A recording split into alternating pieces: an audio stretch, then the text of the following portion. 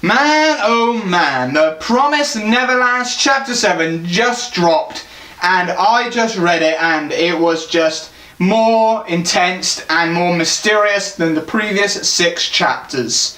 Without further ado, let's hit the intro and we can crack down to the meat and potatoes of this chapter, because there's a lot of information to get through. So without further ado, hit the intro! Double up.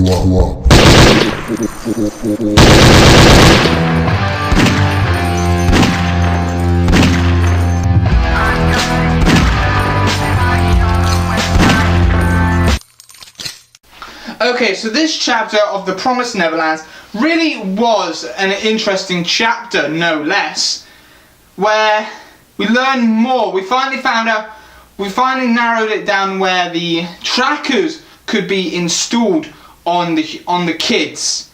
It's kids, because we learned that only the 2 oldest girls are allowed to go in Mama's room to clean the 9 babies that are aged 1 to 2 that stay in Mama's room, where they get to wash them, bath them and clean them. So she was looking around them, checking the ears and everything and whatnot, and we found out there was this little like needle prick on the back of the ears, and Emma suggested or deduced that the trackers must be implanted so small via like a needle prick in the ears, and she would never thought of that because she realised that everybody had these pricks when they were babies, surely, because everybody had it, even Connie, because she was always changing the babies and everything. Must be when they were growing up, so obviously she knew them there because she saw them on all the other kids. Norman and Ray were cleaning the dishes, cleaning the pots and dishes after the meals and everything. They were talking about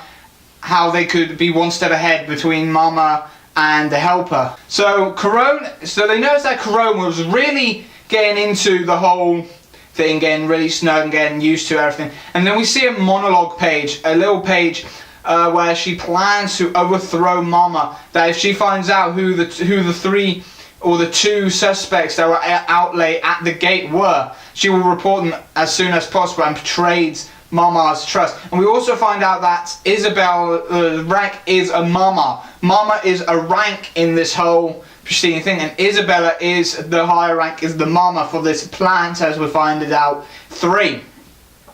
So she was planning to overthrow her and stuff like that, and just continue to help.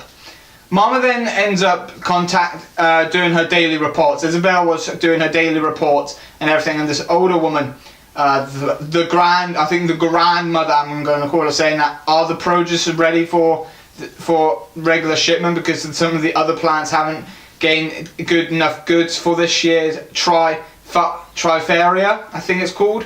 And I'm wondering if the Triferia is the actual names for the demons, because it sounds very alienish. They don't sound like demons.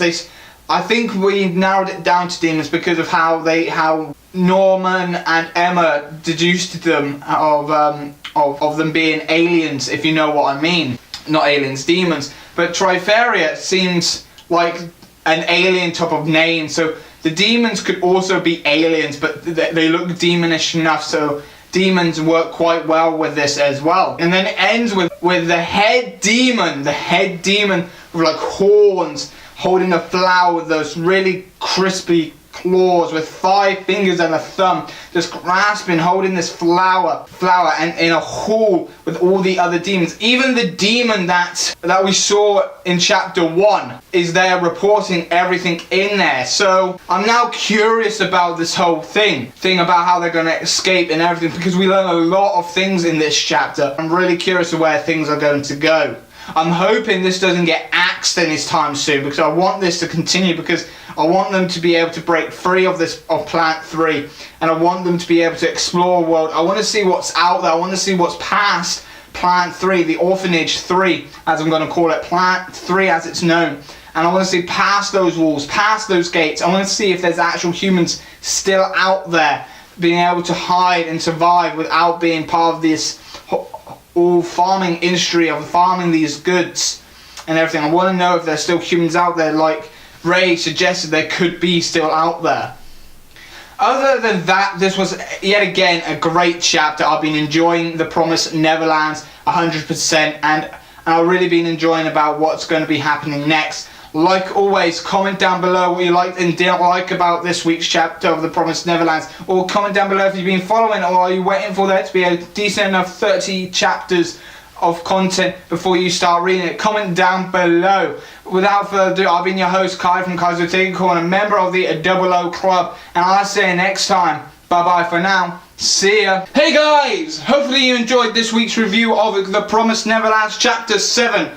Like always, if I remember to do it as well, hit that I button to check out the last 3 chapters reviews of The Promised Neverlands. That would be chapter 6, 5 and 4. Also, if you want to check out the playlist to watch all 7 reviews, you can hit the playlist with the rest that will be underneath the other 3 cards as well. And that's if I remember to do them. But you can also check out my channel to check out the playlist as well by just hitting my name.